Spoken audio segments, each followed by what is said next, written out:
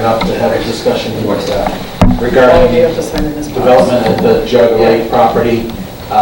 We do have some representatives from the developer and the Port Authority that they wish to use out of County Port Authority for funding process. They have been working with the township on the redevelopment of the Geauga Lake property. They're a portion of that, and part of the deal is they're looking to get financing through Blanchard Valley Port Authority. In order to do that, they would need to have a cooperative agreement signed between Blanchard Valley and the county for the Port Authority to come into the county to provide the financing for that process. So I don't know if you want to come forward and kind of give a better explanation than I was able to do. Well, thank you for taking the time for us today. We appreciate it. Sure. I'm not going to prolong this. I'm attorney Patricia Ritzert, and I represent the Blanchard Valley Port Authority. My firm is general counsel for the Port Authority. And we are wanting to explain first what the cooperative agreement means, the structure of it, and we've actually drafted a resolution which you could use or not use as you saw fit. But attached to the resolution is the cooperative agreement itself. Thank you. Do you need one for records? Yeah. There you go. So the cooperative agreement is legally necessary because the Port Authority has a certain territorial jurisdiction, which in this case is Hancock County.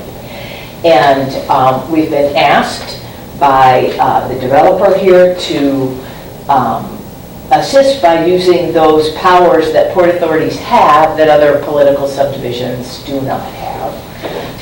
They can acquire an interest in the property, and when they own the property and finance the construction and it's constructed under agreements with the Port Authority, they can confer a sales and use tax exemption for the construction materials that end up being incorporated into the property. Mr. Lennon's nodding, Mr. Spitaleri was nodding. I think you understand that they have that ability. So in this cooperative agreement, you're agreeing that the Port Authority can act outside their territorial jurisdiction.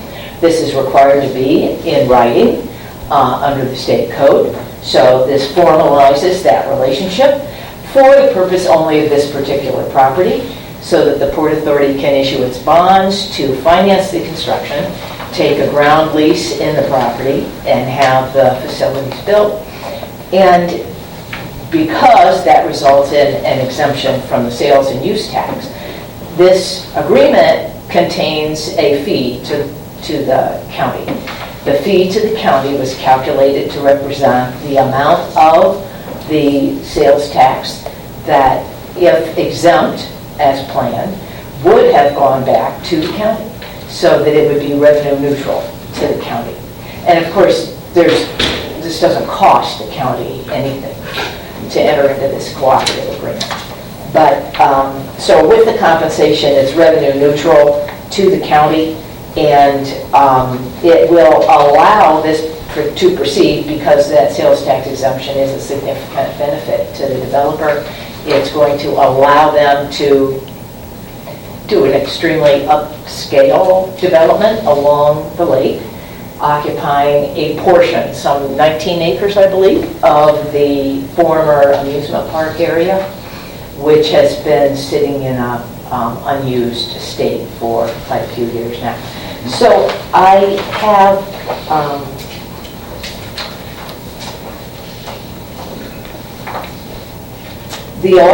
I also want to point out that there was a joint economic development district put in place by an agreement between Bainbridge Township and the city of Aurora, which will allow the city and the township to share income tax imposed on residents within this development.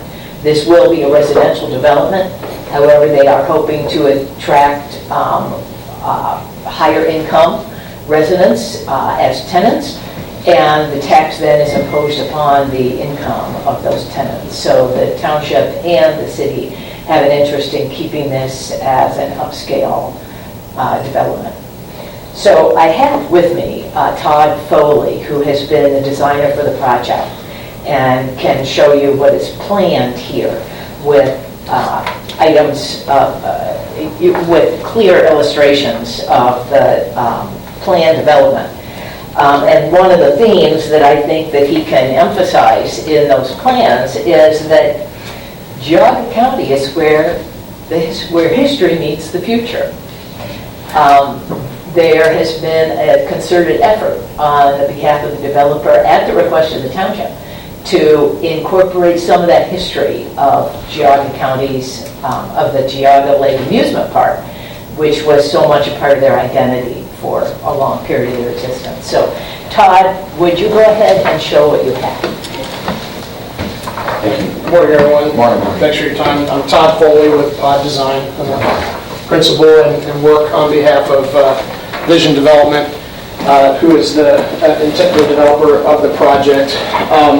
What I have here, and there's a lot of sheets to it, I'm going to go through pretty quickly, but hopefully you can paint a good picture at what Vision Development is proposing for what is has been looked at by the master developer as kind of a key kind of catalyst part of the development for the Geauga Lake District.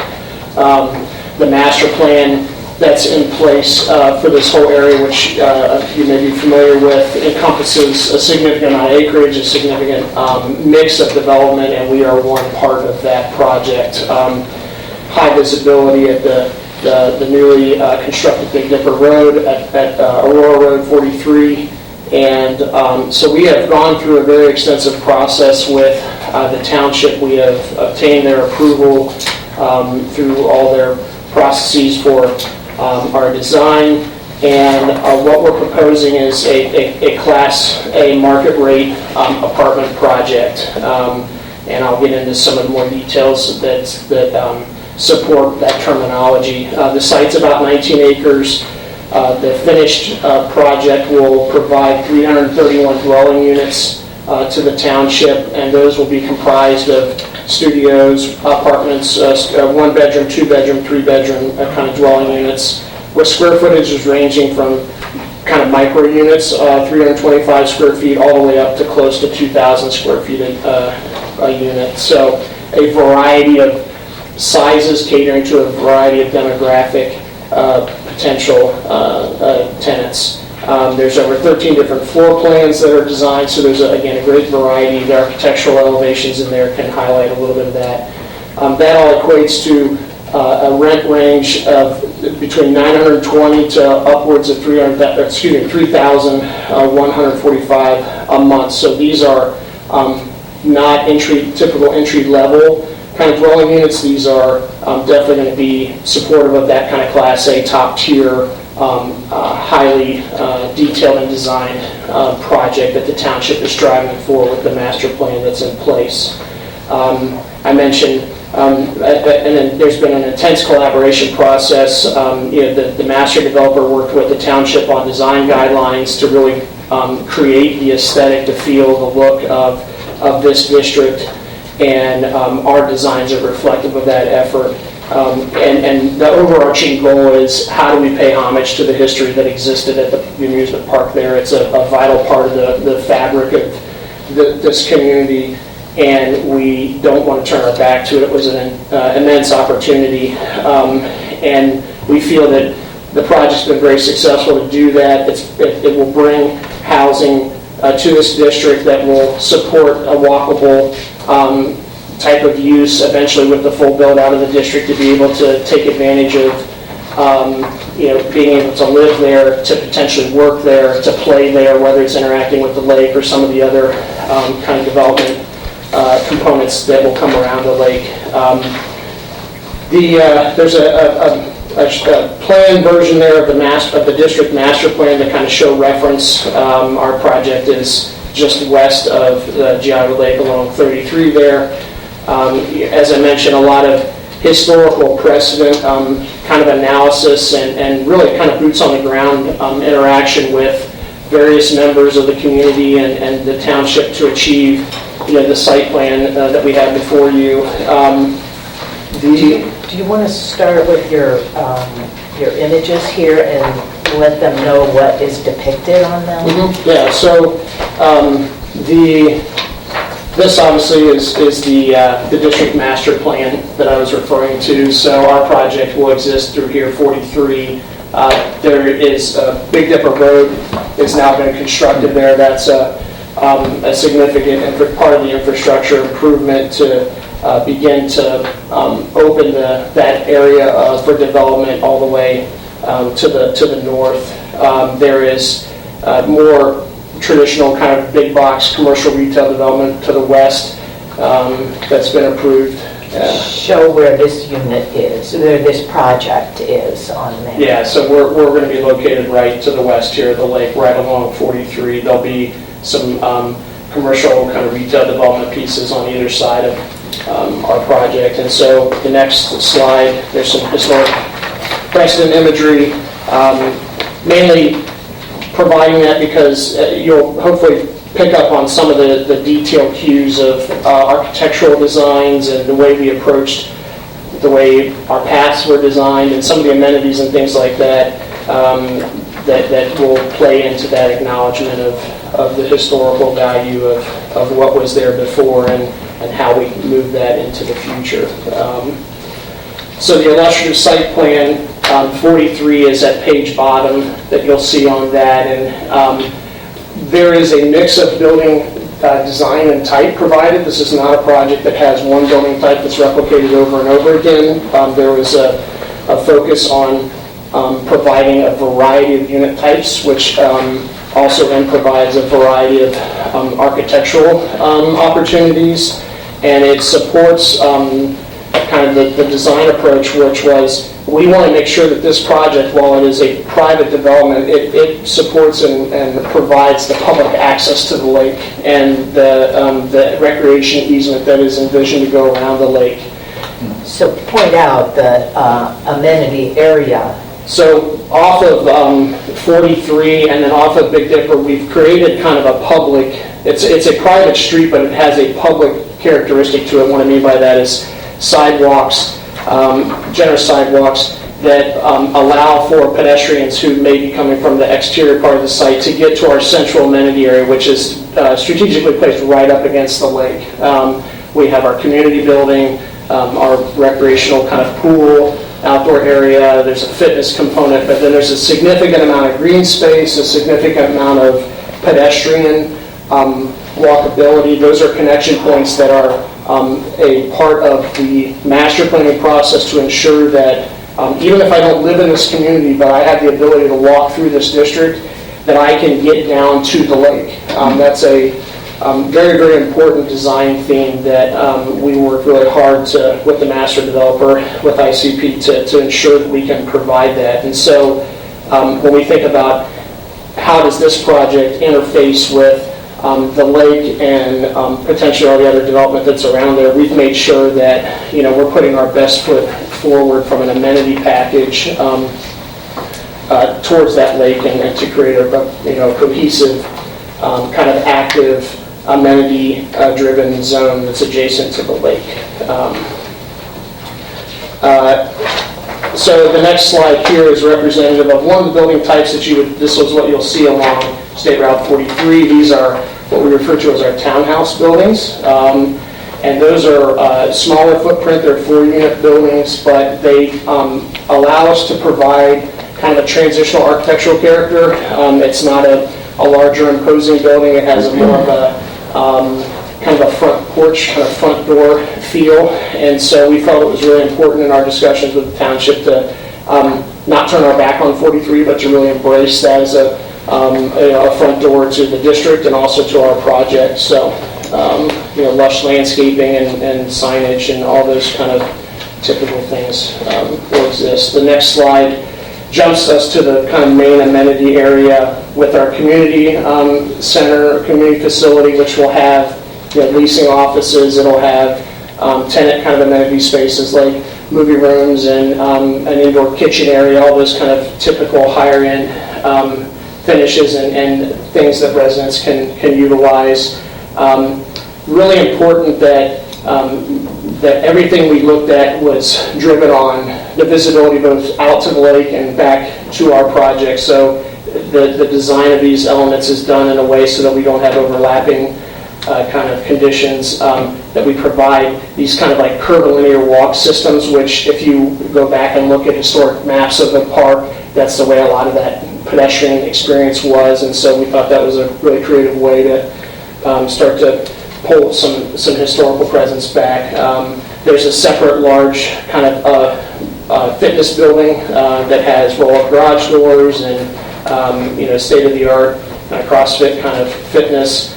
And then one of the key components of the master plan was when projects are built along the district perimeter adjacent to the lake, that there needs to be a node or a significant design kind of feature that signifies these different projects. And so we've created, and there's a picture of this towards the end of the packet, they refer to them as kind of architectural follies. So there are opportunities for us to design and create things that have some sort of historical relevance to what was there previously. They signify an opportunity where somebody can stop and gather, sit down on a bench, enjoy the view of the lake, do those type of things.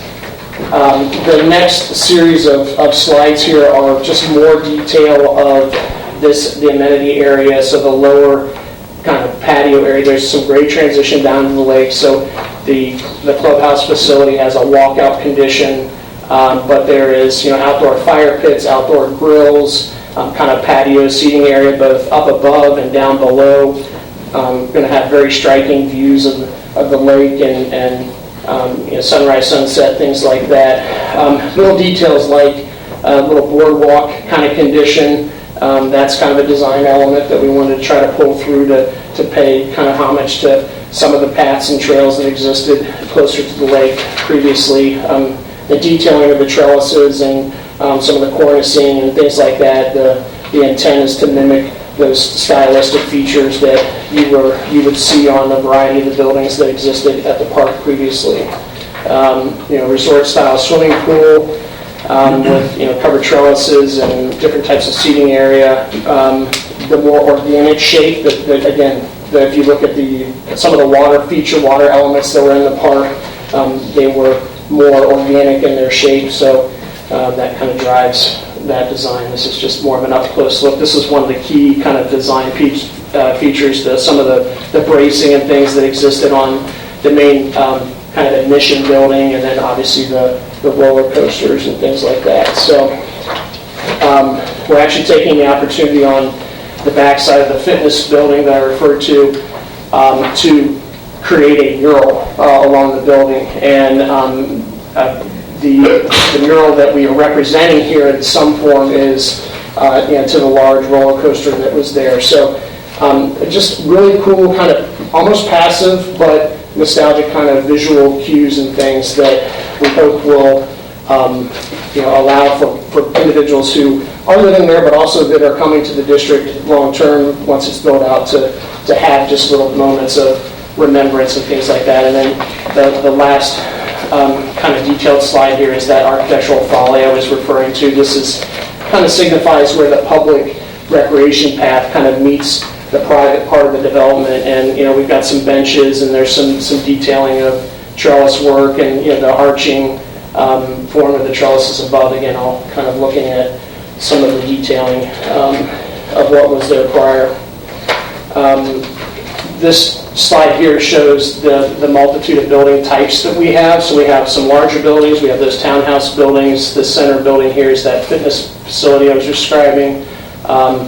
There are the buildings themselves are a mixture of flat units, meaning one story, and then the ends actually have some townhouse units in them, and generous porch sizes, square footages, and all designed to be able to have a portion and to have that experiential interaction with the lake. So. And then I guess I want to just kind of introduce Vision a little bit more at a remedial level, and then certainly we're here for questions that you may have. Vision Development is the company that will be developing the project. And they not only do acquisition and development, they do the management afterwards. So they remain with their projects as the managers and leasing agents. So they are going to be there to stand behind their work. So go ahead. Yeah, that's a really key point that we always want to introduce is their vertical integration. That's very strategic, and it's been a part of all their projects. Right now, there's over 21 different communities that are either built or under construction in 13 different cities or municipalities throughout the state of Ohio. I've been a part of all those, and they have, for all those projects, through the entitlement phase up front, doing these kind of interactions and discussions, the physical design work, the construction of the project, their construction arm does, and then they have a full service management company that is extremely focused on the resident experience, ensuring that there is a sense of community in these projects, utilizing the amenity spaces, organizing events. There's a large philanthropic component to their management where they try to create opportunities for the residents of the community to interact with charities and things like that. And to date, as a company, they've gone over just about $1 billion in completed projects when we start to look at constructed projects. So so that's a little bit about them. They have a few projects in the region right now. They've got in green. There's one that the Boulevard of Green, and then there's another one that's under construction right now on Turkey Foot Road that are a different product type than what we're presenting here, but so they're all throughout the state. So that's a little bit about them.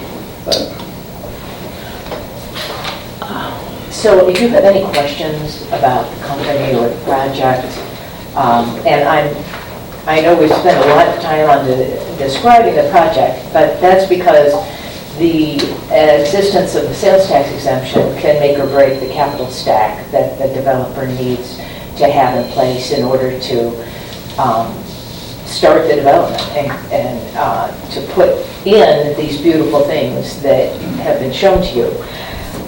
You can see that the development is made to appeal to people who want apartment living. The development also obviously has kind of a country club feel to it for the residents.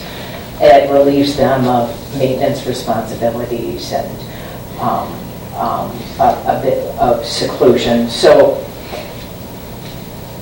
if you can explain the specifics of this JED district and what's the specifics of that? The specifics of what? The JED district that was created. Yeah, the JED district was created so that a 2% income tax could be imposed on residents within the district, which will include the entire development area, not only this 19 acres. There's an agreement for a sharing then of that income tax revenue between the township and the city. So it's 50-50 then? I don't know. Aurora would get 1% and Bainbridge would get 1%. Jeff might be able to. Hi, Commissioners. Jeff Martin with Industrial and Commercial Properties. Good to see you all again. The JED is actually split in 3 different segments. So 50% goes to the city of Aurora, 25% goes to Bainbridge Township, and then the other 25% goes to what's called the M&I Fund, which is Maintenance and Improvement Fund, and that fund helps sustain all the infrastructure that's in the district itself.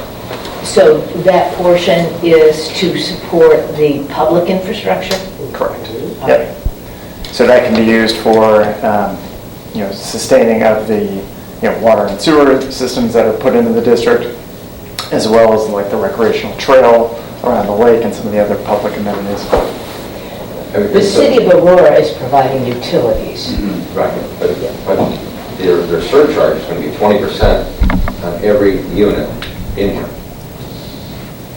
So if the bill's $100, The city does have the ability to have surcharge on it. Right, existing rates. Yep. Right, and the units are going to be in Bainbridge and Geauga County, but the people are going to pay that for the water and sewer 20%. Yes, Vision also bears the brunt of paying a high impact fee to the city of Aurora. To get the And project off the Aurora ground. going to get 50% of the income tax. Yes. Yep.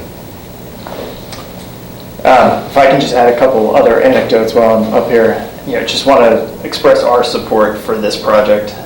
We transacted to Vision a little over a year ago and just felt like they were the right multifamily developer to help kind of launch the project. ICP doesn't do multifamily ourselves, so we kind of scoured different developers for who we thought would be a good fit with our vision, which we had worked on with the township for a couple of years, and really like how this product type fits into the overall district, and truly it will be a catalyst to help us land commercial uses, restaurants on the lake, to support the other services that we want to bring around the lake itself. Is there going to be further housing development Yes. besides this project? Yep, and we're trying to do all different product types. So this would be kind of a for rent product, contemplating kind of a more 55 plus community to the north with Epcon Communities, which is a franchise, which would be more single. It would be fee owned, single unit, not detached, not attached to other Condo units. kind of thing? Yep, but more like first floor masters with lofts and Okay. bonus rooms. And then we have, along the north shore of the lake, we're looking to do kind of higher end single family homes. Pain and Pain is contemplated to be our builder on that side. And then we'll have 15 to 16 acres wrapping around the old theater portion, kind of from 1 to 3 o'clock on the clock face around the lake. And that, we think, has some commercial viability, especially with the conversations we're having with the city of Aurora with their new park that's being contemplated. Okay. So the resolution, I appreciate you brought this with you today, but have we had our prosecutor's office review this yet? Not the resolution, No. The agreement, the cooperative agreement has been looked at by our outside counsel. Okay. The prosecutor's office had a conflict. Yeah. It's based on their work with the city. Okay, so the agreement, we've looked at the agreement, We've looked at the cooperative agreement, but not the resolution. not the resolution. Okay. And what's the dollar amount of this project? Is it 71 million for the entire project, or is that just this? It says facilitate approximately 71 million of construction, multiple buildings. That's our Vision's. That's vision. Yeah. Okay. Is that correct? Is that 71 million the total project cost, or that's construction cost? It says will facilitate approximately 71 million of construction, multiple buildings, approximately 19 acres, private drives, so on and so on. So Todd, I can't speak on behalf of Vision, but and we should have prefaced this whole conversation by saying Pete LaRose, who's the development lead for Vision, his wife was being induced this morning, so he couldn't be here for the meeting. Okay. I'm sort of filling in some of the gaps, but my understanding is that is the size of their project. Gotcha, okay. And if your legal reviewer has any comments on the resolution or the cooperative agreement, we'd be glad to talk about it. Yeah, we probably want to And take some time to have that reviewed. And if that can be done, then we are hoping that you can bring up at your next meeting with an agenda item and a resolution that might be... What's your time frame looking like right now? With getting this set up with the resolution, are you up against a time frame? There's a plan to close on the bond issue at the end of September or in the first week of October. Okay, that's the bond. And that can't happen without the cooperative agreement being in place. And what's the projected date to, if everything goes smoothly, to begin breaking ground on a project like this? I not be able to give you a specific date, but it's almost immediate. I mean, I think they are very focused on bringing this to market as quickly as you can, because it's been a long process, obviously. In fact, Mr. Foley also brought some photos. If we're unable to proceed with this, then the beautiful pictures that you were already shown of the development won't happen. What you're left with is the deteriorating amusement park property that's depicted there as of 2021. And in anticipation of being able to complete this project, there has been some clearing of foundations and preparation for development that is shown on the final drawing there. I think the county's been participating in some of that brownfield cleanup with grant funding, so we're very familiar with that. That's true, correct. Yeah. The demo grants from the city and the, so, but we don't want to leave it that way. Right. So we hope for your consideration. Thanks. Thank you. And then I have one more question as Sure. far as for the taxes. What's the, so from what, just pieces that I've kind of been picking up, so that you guys have made it whole with the schools, but everybody else is gonna get zero. Correct? I For how don't many years? know of a tax increment financing abatement here. I can address it. So there is a 10-year 75% TIF that Bainbridge established even before ICP bought the property. I think it was in 2017 or 18 that was put in place. So that clock has already started on some of the projects that we've sold, i.e. Menards and Vision. So if we were able to tap into that, we would still need a development agreement in place with the township. There was conversation about extending that. We had some conversations with Kenston, school board, school district folks, and David Seed about extending the term because the schools were looking for more revenue up front in that arrangement. So we have not resolved anything on the TIF at this juncture. So that, right now, all the tax dollars flow as if they would normally, because there's no TIF agreement in place. Just another quick question, the Class A market rate apartment projects, so, I mean, that's what you're striving for, correct? Or is that going to be, is that contracted in place that will be what it is? That is what they construct. They do not create projects that have any kind of subsidy or any other kind of funding support mechanism. Because all best plans are great until they're not, right? And then all of a sudden, you got to shift gears and change your business plan, right? You want to keep them busy. I think it's a fair question, and I think the environment that this site sits, the district, the efforts to date, what Vision develops, the part of the market that they live in, they create projects that address that market rate. As you can tell, the rent rates that I've provided there, those are indicative of their other projects, certainly different markets that fluctuates a little bit, but it is a product. Through its highly amenitized components, it is that market rate. It's not entry level, it's not workforce housing, those kind of things. And I think in this, as I mentioned, in this district, this is a rent by choice. These are people that probably maybe live in the community, that maybe they're downsizing. That's the beauty of the different unit sizes and designs, is that you may get empty nesters, snowbirds, things like that want to have a place here, so it's just, it hopefully will address a lot of those things. To the commissioner's question, though, we've shown concept plans and renderings here today. Have construction drawings been made?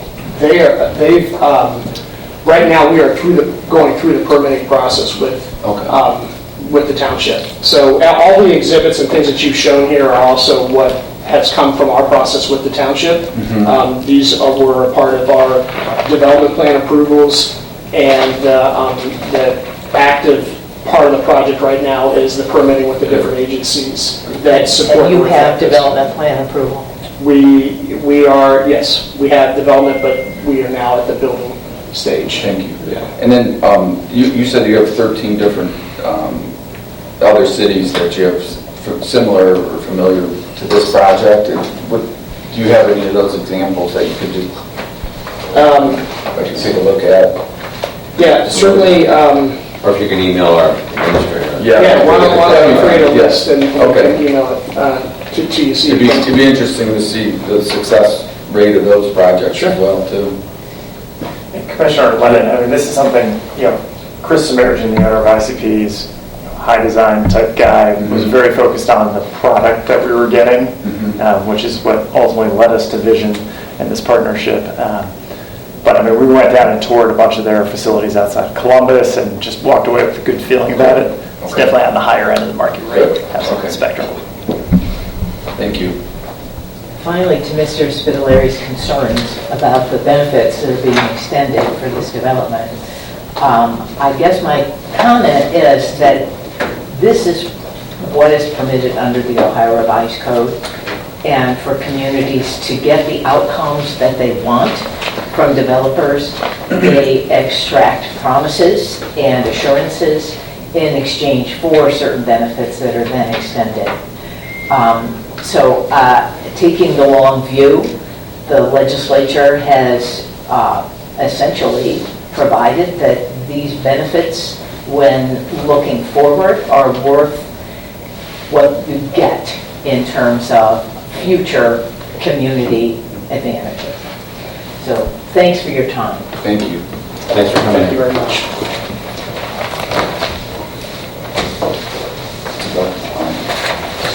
So Jerry, so, we'll get this reviewed. Yeah, he does. Thank you very much. Thank you. Looks like a nice project. Excuse me, sir. You indicated Any other public comment? Let me ask you one more quick question before. So as far as the total savings, if we were to do this, what is the total savings that you're going to basically have? The savings to the project from the sales tax exemption. Right. Okay. Remembering that the sales tax exemption does not all fall,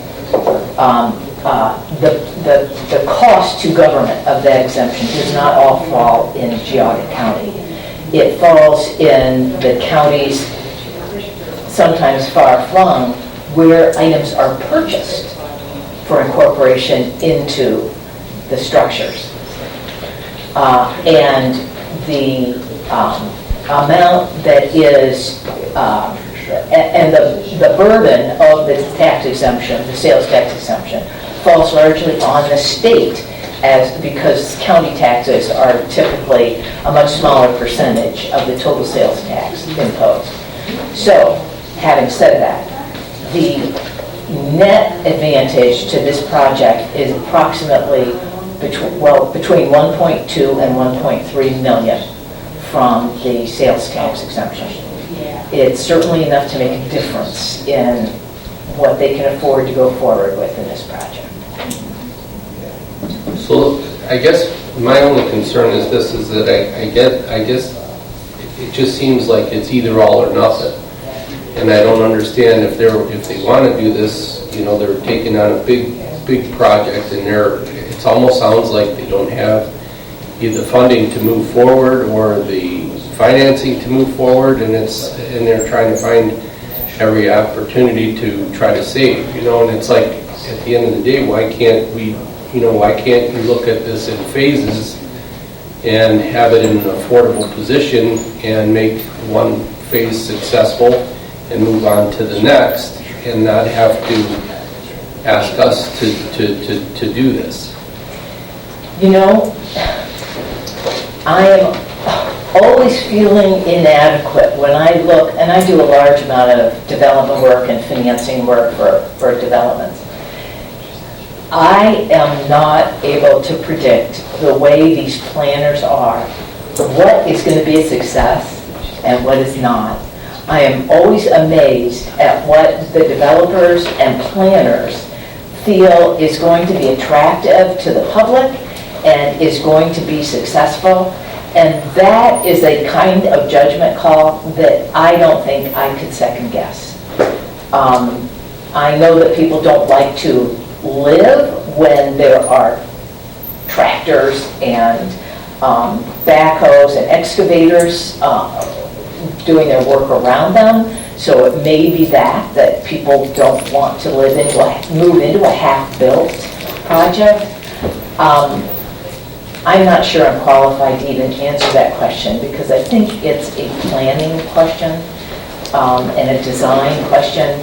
And as far as the financing goes, they've done a lot of work. They have a purchaser ready to buy the bonds that we are ready to issue. So I believe they have done a lot of, and I've seen their whole financial layout. They've done a lot of planning to do this, and this isn't unusual. One of the port authorities I work on developed the Flats project in Cleveland, and I've seen the amount of work that goes into that. Blanchard Valley has worked on Blue Scope Steel Company out in Fulton County. They worked on the Campbell Soup Distribution Center and Food Storage Center. They worked on the McLean Trucking Distribution Center out in the northwest of Ohio. And all of them are working to, yes, it sounds like they're cutting everything to the bone, but they try to find out where every penny is coming from and where every penny is going to go. And I think that's what you're getting a look at here. If I may speak also for a second, I'm Connie Kleeman. I represent Vision Development also. When you talk about a project such as this, you come in and basically the planning itself and the financing for this project would not work in the phase type situation. In fact, it would cost more. Time is money, as you know. Interest carries, all types of things. So coming in and developing a project like this in phases would not work financially. And when you look at what is being done with this, one could say, what is a $1 million savings? It's a lot when you start talking about a project and you start talking about taking here, there, and all the other costs that come in. Knowing that the county, basically to support this, we were actually, as you see in the cooperative agreement, have agreed that if we basically said if we were to buy all of our products in Geauga County and pay the sales tax, what would that sales tax be? And we estimated it at $1 million. And that's how the $217,000 was. But the portion that county would get out of that was $217,000 and some dollars. So that amount Vision will be paying back to the county. So you lose nothing. And the rest of the sales tax will be the benefit that they have. But and again, that assumed that all the construction materials which would not typically be done anyway. So it's making sure you stay whole, but it's also giving the builder. So you're saying how much in product would you be purchasing? If it was a $71 million project? Yes, I can tell you those figures. I have them right here. So I guess out of the $71 million, that's based on how much of that would have been had a sales tax applied? She'll have the figures. The rule of thumb that's used is that of total construction costs, particularly soft costs like planning, architecture, about half of it is for actual materials that are used in the, and though it's only the materials used in the structure that qualify for the tax exemption. The hard cost budget, this is the actual cost of construction, outside of all the other soft costs that go along with land, et cetera, is approximately $48,395,668. The percentage of actual materials that would be bought, that would have sales tax, is about 45% of that. The true material cost then is $21,778,051 times the Geauga County sales tax rate of 6.75%, you have an estimated tax of $1,470,018. Out of that, the state of Ohio would get 5.75%, which is $1,252,238. Geauga County would get $217,781. So if, what we have done is that, is if we bought all 45% of those sales tax materials in Geauga County, you would get that much money, which we probably wouldn't. We would be buying them where our producers provide them. You're staying whole or probably getting more than what you would have. But it is providing a savings, of course, of a little over $1 million for the developer. Makes sense. Not only that, but I have to add, of course, as Pat has said, that if this doesn't happen, if this project doesn't start, and also fuel the commercial and other things that are going to be on this project, that many, 331 units, at least 331 people, also paying income tax that would be going back to the county through the township to support the infrastructure, public infrastructure of this project. The amount of money that will be generated through this project for the county is, I don't have those numbers, but I'm sure it's great. Sure. It's been calculated. And that, yeah, you just kind of dawned on me. So as far as police and fire go, what are the plans for that? Are they going to be talking about annexation, or we're putting in a fire department over there? Or? No conversations on the annex front. That was something that was included as part of the JID. So we're made in Bainbridge Township in perpetuity. Bainbridge has been exploring different options for increasing services under the levy that was on the ballot in May that did not pass. I think it's something that as the district gets built up and populated over time, it'll become more of a need for the community. Right now, there was a cooperative services agreement in place with the city of Aurora. The city of Aurora actually has a fire station right across the street from this project, which is pretty convenient. But Bainbridge has also been exploring the need for additional services located out at the district. Now, what happens when a contractor purchases material out of state? Are you exempt from that tax too? Well, the states that are surrounding Ohio have reciprocal agreements with Ohio, where if you pay the tax in Pennsylvania and bring material into Ohio, ordinarily a use tax, which is equivalent to the same rate as a sales tax, would apply in Ohio, but because there's an agreement with the state, then no additional tax is due when it comes into Ohio. The reciprocity also applies when a tax is exempt in Ohio and purchased in Pennsylvania. Because of those agreements, then it's exempt in Pennsylvania, Michigan, Illinois, I think Indiana also. I can't say Texas would have a reciprocal agreement with Ohio, but that's how that works. And I guess my only closing remark with this would be is that it just concerns me a little bit that, we're kind of put in a position where you're saying if we don't do this, we're going to remain with this, basically bare land. And my only concern with that is that with the scope of this project, $1.2 million or $1.4 million, and that sounds like you guys have experience in these building projects. But I can tell you, I've been involved in many projects that at a much lower level than this, but we have overages that are always involved in a project of an unforeseen situation. And if it's a situation that $1.2 or $1.4 million is going to kill this deal, I just have some concerns. The way that this is being portrayed to us is, if we don't sign by the X, this is what we're going to get. And I just don't appreciate that. So I just got to be honest. All right, I do understand your feeling. Yeah. We're hoping that because this should not be a detriment to the county, to allow the exemption, and we're hoping that you would consider this type of development within your county a good thing for your county, that that would be your motivation rather than feeling that you're being held with your feet to the fire.